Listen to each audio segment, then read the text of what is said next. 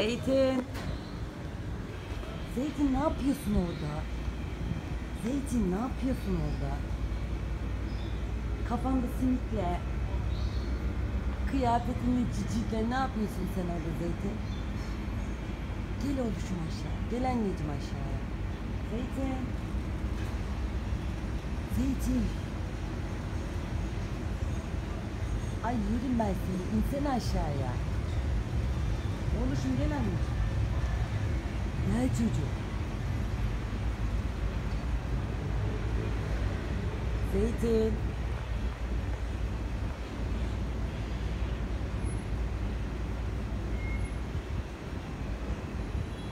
Zeytin. Gel anneciğim. Gel çocuğum. Gel çocuğum. Gel çocuğum. Gel çocuğum. Aa çocuğum gel çocuğum.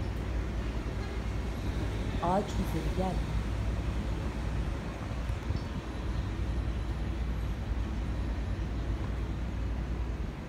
Ağacın tepesinde gezen çocuk. Gel. Gel kuzum. Gel kuzum, gel kuzum, gel. Gel kuzum.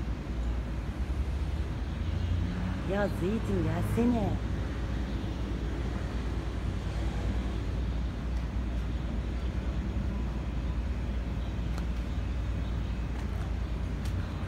Jack.